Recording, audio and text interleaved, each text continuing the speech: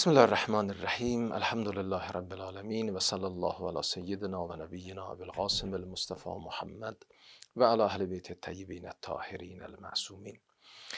صلی الله علیک یا ابا عبدالله و علی الارواح التي حلت بفنائک. علیکم منی سلام الله ابدا ما بقیت و بقی اللیل و النهار.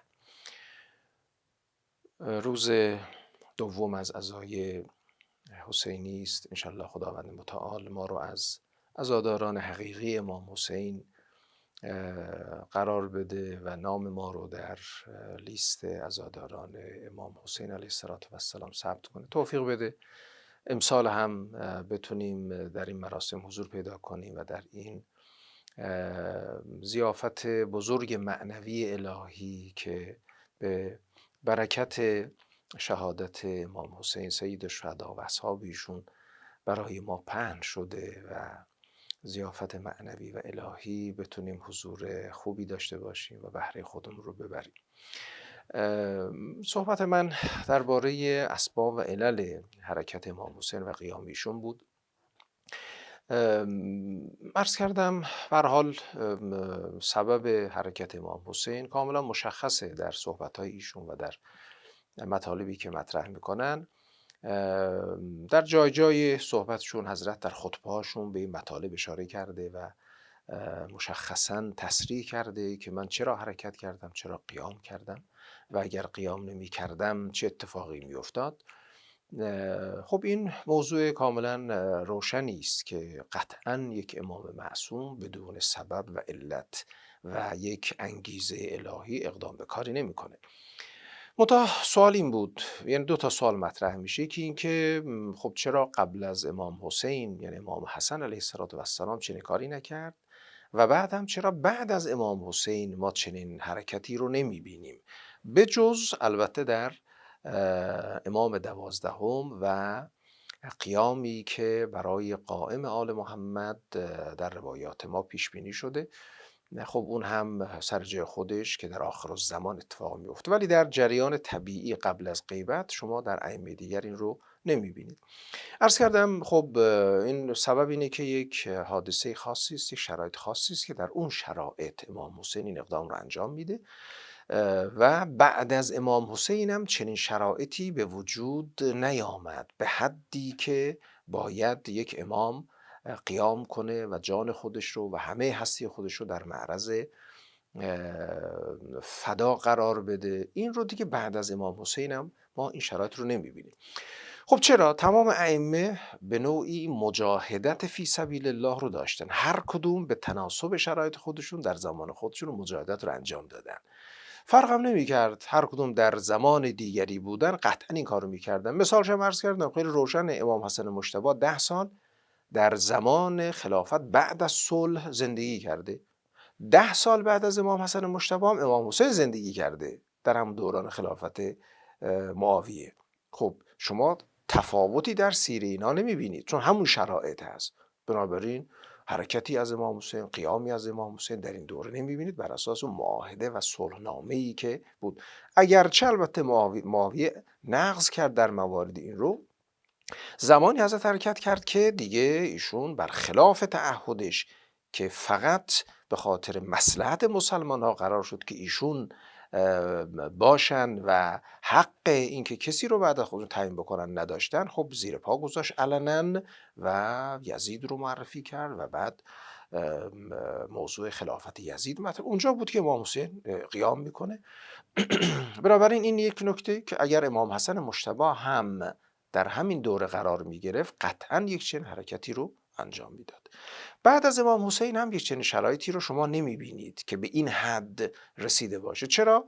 به خاطر اینکه بعد از امام حسین اون نقشه‌ای که بنی امیه و معاویه کشیده بود که اساساً پنهان کنه تمام آثار و نشانه های اهل بیت و ولایت رو، تمام این نقشه بر آب شد و خون امام حسین و اصحاب ایشون تمام این پرده ها رو پاره کرد و روشن شد قضیه و مسیر در واقع اون ولایت نبوی، مسیر الهی پیامبر و امامت کاملا از مسیر شیطانی که کسانی مثل معاویه و به صورت جریان اموی پیگیری میکردن کاملا دیگه شناخته شد و دیده شد که نتیجهش هم میشد که بنی عباس در مخالفت با بنی امیه و جریان اموی و به شعار حاکمیت آل علی متأثر از قیام عاشورا این شعار رو مطرح کردن و نهایتا منجر به از بین رفتن خلافت اموی شد و برپایی خلافت جدیدی که البته خب میدونید در تاریخ ثبت شده وقتی که عباسیان به خلافت رسیدن ظاهرا نامه‌ای رو نوشتن به امام صادق علیه السلام و از ایشون درخواست کردن که ایشون بپذیره و بیاد به عنوان رهبر در واقع این جریان.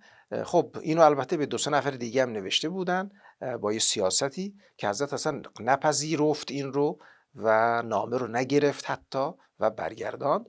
خب این مشخص بود که یک سیاست شیطانی است که به نوعی میخوان از موقعیت امام استفاده بکنن و حضرت خب میدونست اگر قرار بود این اتفاق بیفته خب چرا بعد از اینکه همه اتفاقات افتاده مشورتی از ایشون نشده چیزی ازشون درخواست نشده خب بعد از این بیام به سراغ ایشون معلومه که یک بازی سیاسی حضرت نپذیرفت و بعد هم همین مسیر و در واقع فاصله گرفتن از این قضیه ادامه داشت تا زمان امام رضا علیه السلام که جریان طرفدار اهل بیت و آل علی به قدری قدرت پیدا میکنه که مأمون مجبور میشه امام رضا رو بیاره پیش خودش و مسئله حتی خلافت رو به ایشون تکلیف بکنه. این نشون میده که این جریان به چه حدی قدرتمند شده بوده شناخته شده بوده که البته حضرت اینم میدونست که این بازی سیاستی است نمیپذیره و نهایتا مجبورش میکنه که ولایت عهدی رو بپذیره. حضرت هم میگه باشه ولی من هیچ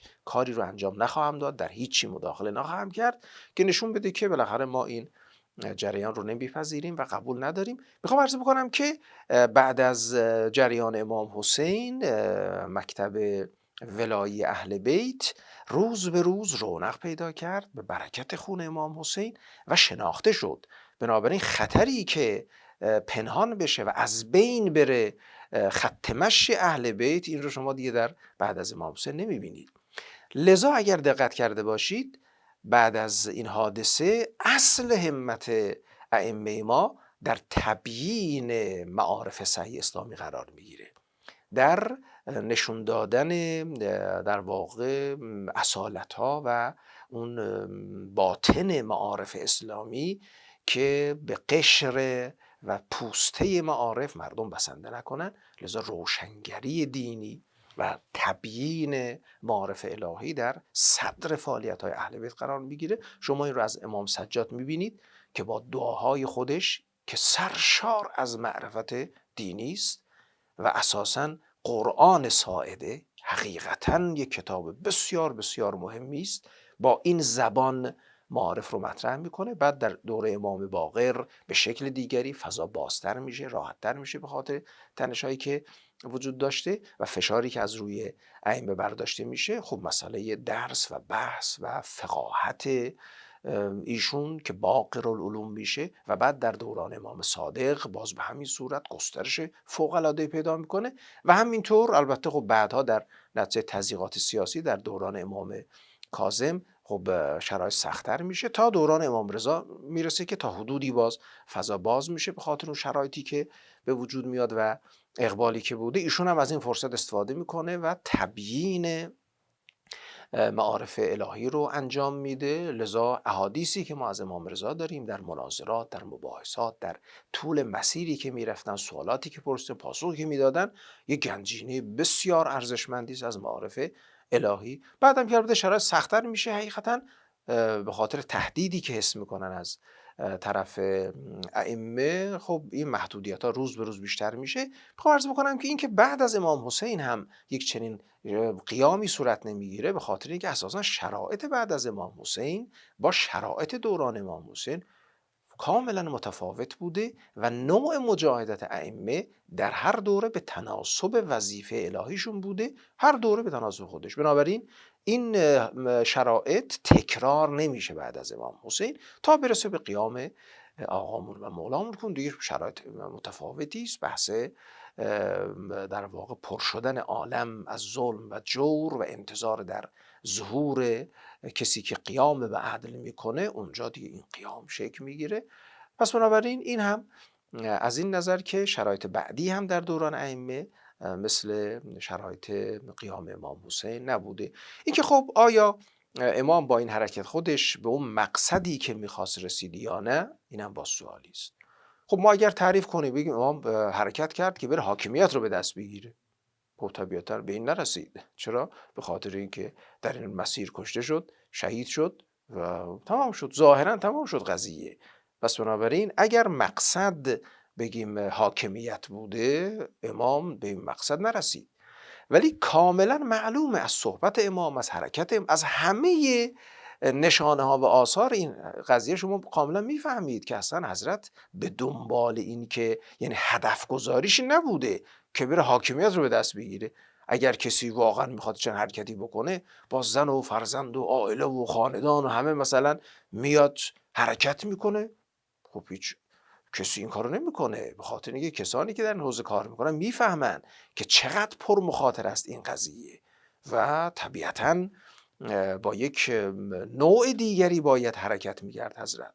و اساساً از اول هم مسئله شهادت ایشون و اینکه در این مسیر ایشون شهید خواهد شد و خداوند این رو خواسته بر امام حسین علیه السلام در روایات فراوانی قبل از ایشون ذکر شده، مطرح شده. پس بنابراین مقصدی که از حرکت امام حسین تعریف میشه، بله اگر شرایط فراهم میشد، اگر استمرار پیدا میکرد، اقبال مردم بود و خب طبیعی است که حق امام هست که بیاد امامت بکنه، اون بحث دیگری است.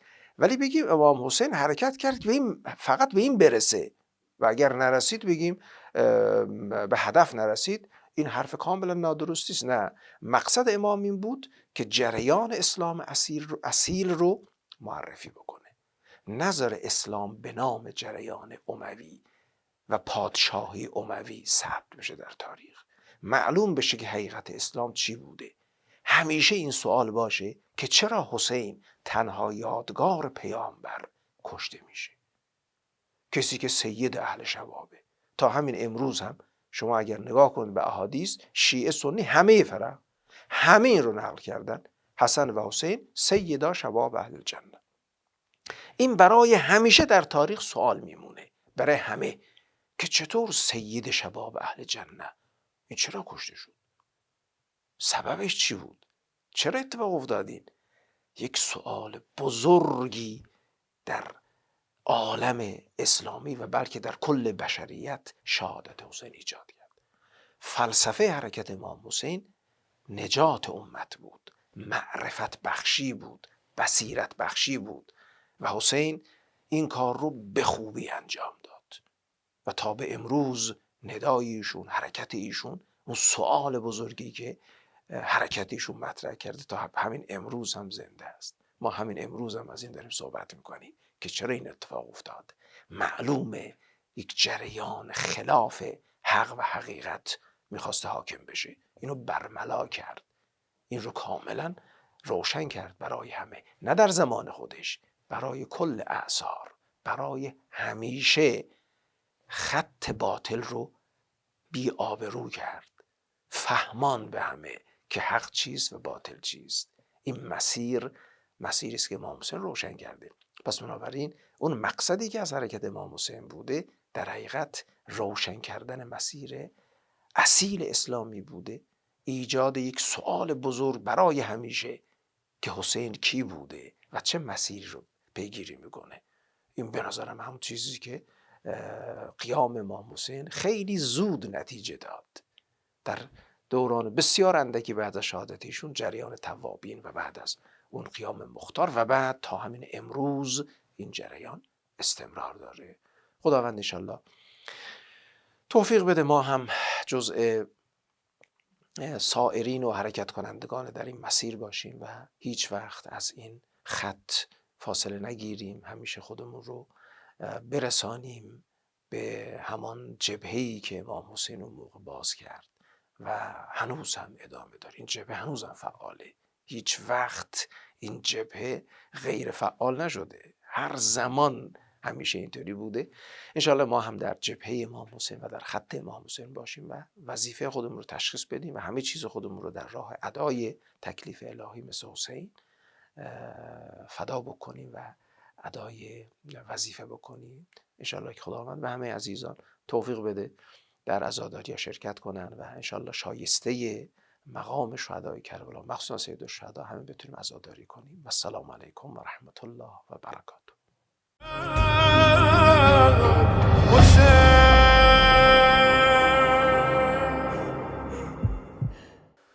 بسم الله الرحمن الرحیم.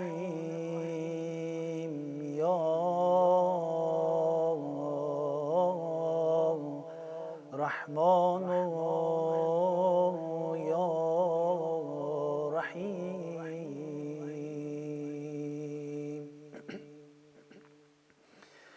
السلام علیک یا سیدتنا رقیه، علیک التحیه،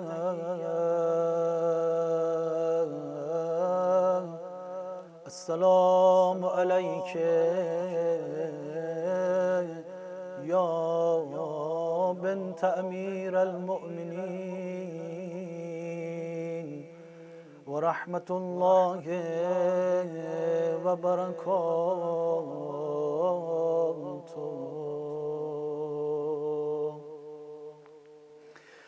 پای سر آوردم، حاجت عمه را برآوردم. آنقدر که پدر کردم، پدر شام را در آوردم.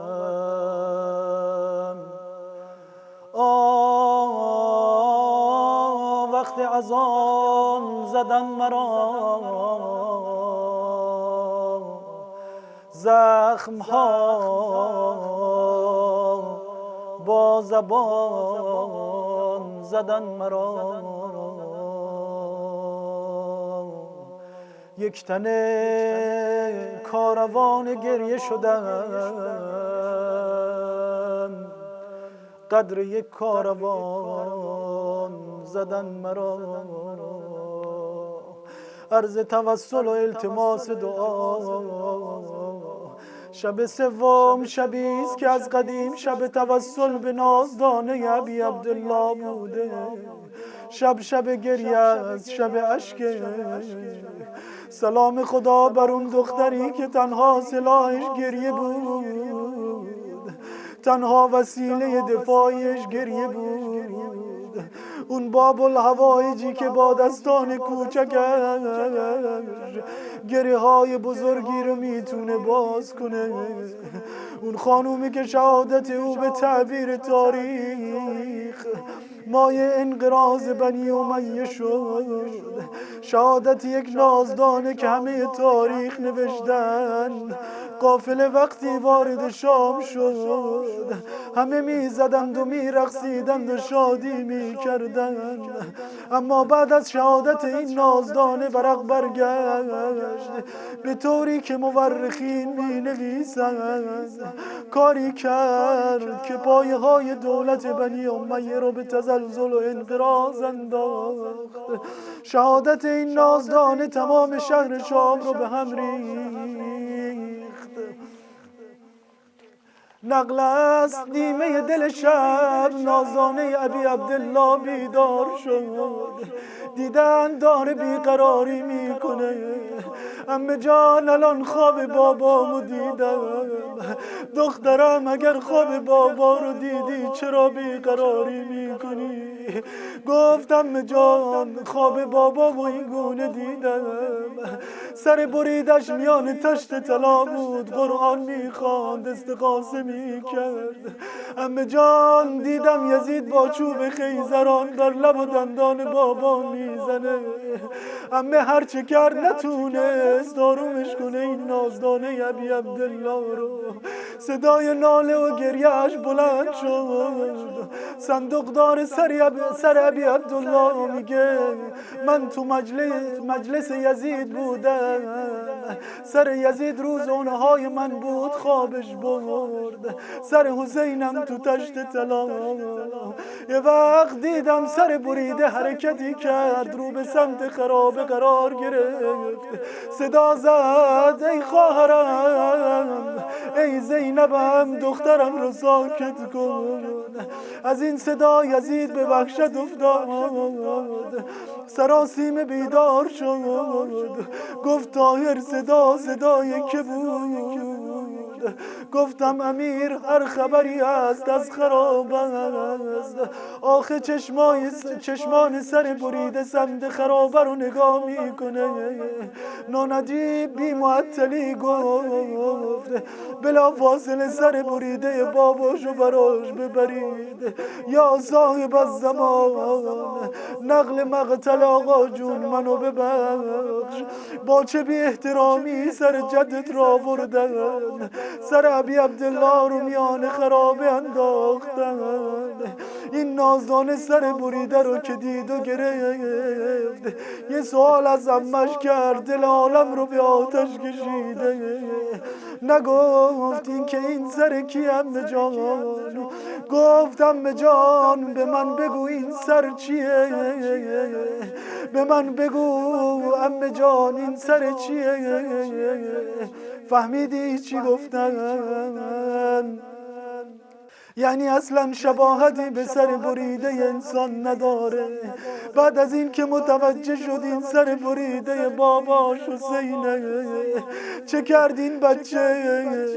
دیدن دستاشو آورد بالا، اینقدر با سیلی به این لب و دندان میزنه، فریاد میزنه ای بابا ای بابا یا حسین. آروم آروم طبق رو کشید جلو، سر رو برداشت، همچنین که سر رو به سینه فشار داد، دیگه دستای کوچکش رمق نداره.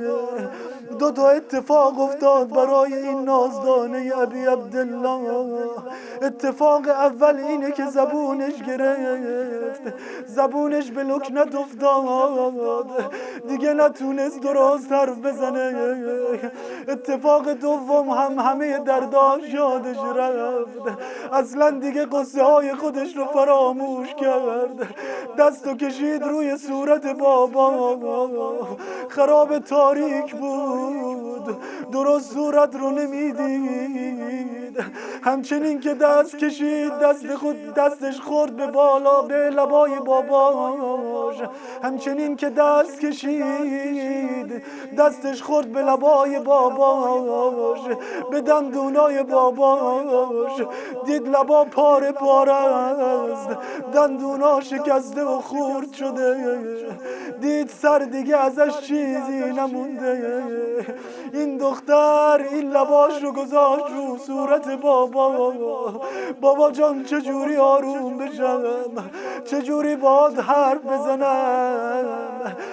یه کاری کرد این نازدانه ابا عبدالله که هیچ کسی این کارو نکرده بود، نه خواهرش زینب، نه زین العابدین، نه علی اکبر. این کار فقط مال رقیه است. این نازدانه لباش رو گذاشت رو لبای پاره حسین. بابا جون هر دوتامون لبامون پر از خونه، بابا جون موهای هر دومون پریشونه. بابا منم مثل تو یه دندون شکسته دارم. بابا جون هر دوتامون سرمون پر از دوده. بابا قرار جدایی مگه بود؟ بابا جان یتیمی برای من هنوز زوده. بابا جون من سنی ندارم. بابا امشب بیا خودم برات مادر میشم. بابا این خاکا رو از صورت و لبات پاک میکنم. حالا که اومدی بیشتر پیشم بمون. لبات رو میبوسم بابا برام قرآن بخون. بابا جون من چوب ندارم، قرآن بخون راحت باش. بابا من لبات رو میبوسم. بابا من با لبات، بابا من چوب ندارم به این لبات بزنم. بابا جون برا دخترت امشب قرآن بخون. ای حسین، ای حسین، بابا من چوب ندارم. بابا جون قرآن بخون. بابا امشب راحت باش. بابا من لبات رو میبوسم. بابا من لبات رو چوب نمیزنم. بابا برا دخترت امشب قرآن بخون. یا حسین، یا حسین، الا لعنت الله الا قوم الظالمین.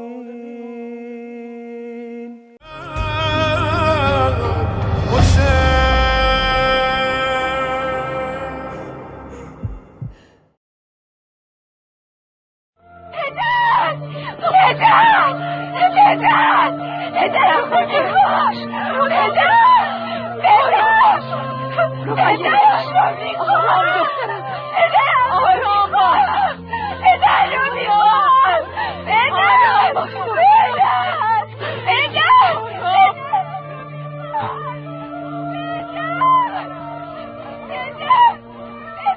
این چه صدایی است؟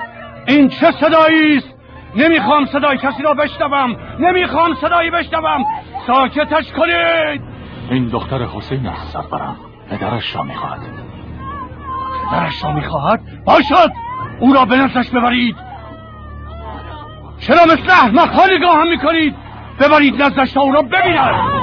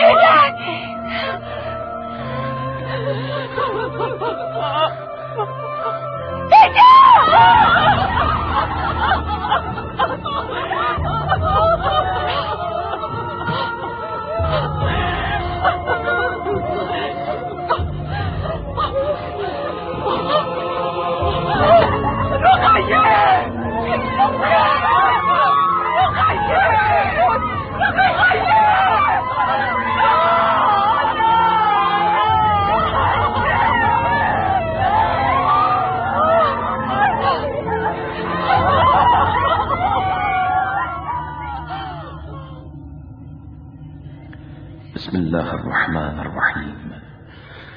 الحمد لله رب العالمين الرحمن الرحيم مالك يوم الدين. إياك نعبد وإياك نستعين.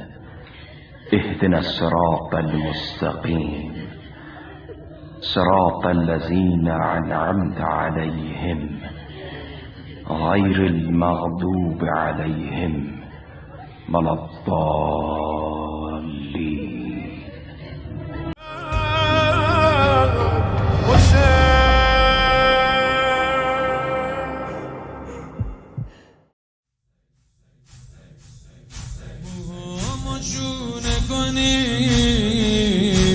داره میاد بابا، میاد منو ببره، میدونه چقدر تنها، بیا که خسته شدم بابا، فقط تو رو میخوام، بیا که خسته شدم بابا، فقط تو رو میخوام.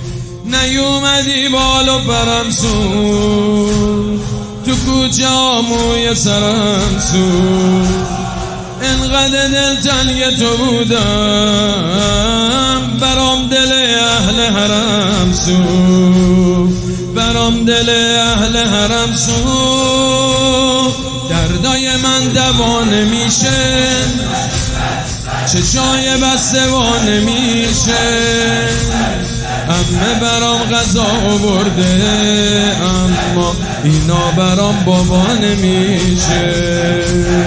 شب تا سحر خدا خدا میکنم، با گریه بابامو صدا میکنم، با گریه بابامو صدا میکنم. شب تا سحر خدا خدا میکنم، با گریه بابامو صدا میکنم، با گریه بابامو صدا میکنم. شب تا سحر خدا خدا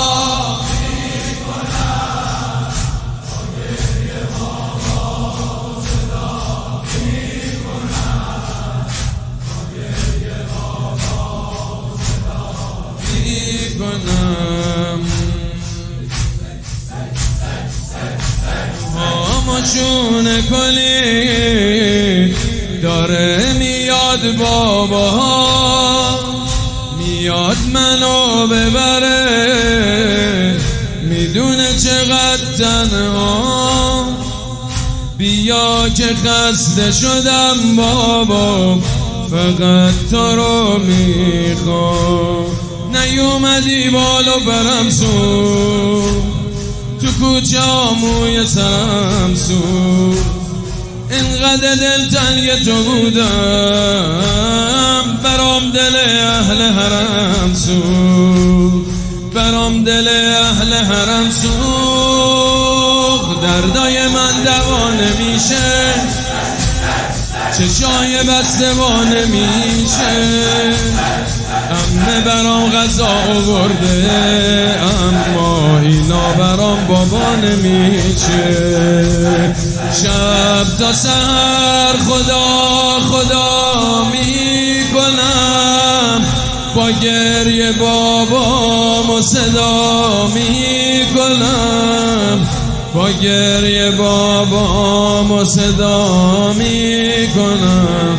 شب تا سحر خدا خدا میکنم، با گریه بابامو صدا میکنم، با گریه بابامو صدا میکنم.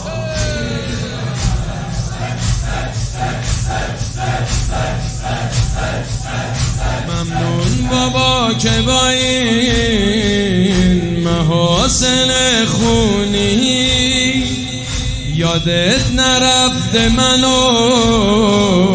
اومدی به مهمونی، خیلی خوش اومدی ای ماه شکست پیشونی، خیلی خوش اومدی ای ماه شکست پیشونی.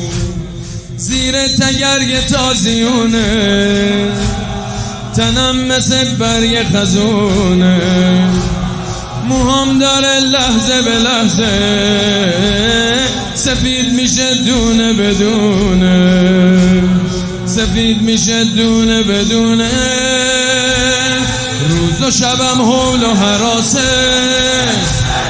پیراهنم کهنه لباسه، اینقدر عوض شدم که جز تو بابا کسی منو نمیشناسه، کسی منو نمیشناسه. شب تا سر خدا خدا میکنم، با گریه بابامو صدا کنم. اومدی اما بغلم نکردی، کاشکی که روی نیزه بر نگردی. شب تا سحر خدا بگو عقبیا، با گریه بابامو صدا، با گریه بابامو صدا میکنم.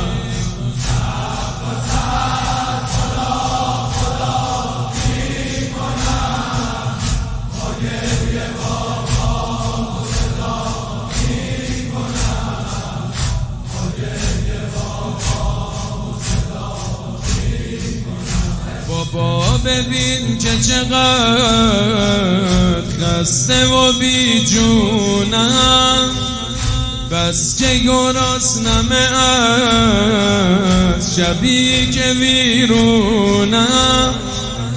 نشد چیزی بخورم آخه شکست دندون، نشد چیزی بخورم آخه شکست دندون. لحظه ای که میخوام بخوابم یه خاطره میده عذابم، چشامو که رو هم میذارم تو فکر اون بزم شرابم، تو فکر اون بزم شرابم. هر دوی ما خسته زخما رو چهرمون نشسته. تو رو با خیزرون منو با سیلی، دندون هر دومون شکسته.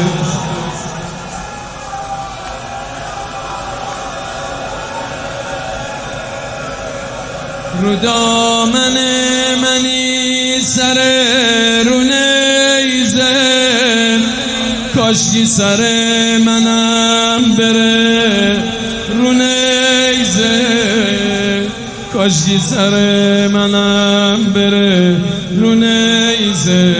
شب تا سحر خدا خدا میکنم، با گریه بابامو صدا میکنم، با گریه بابامو صدا میکنم. شب تا سحر خدا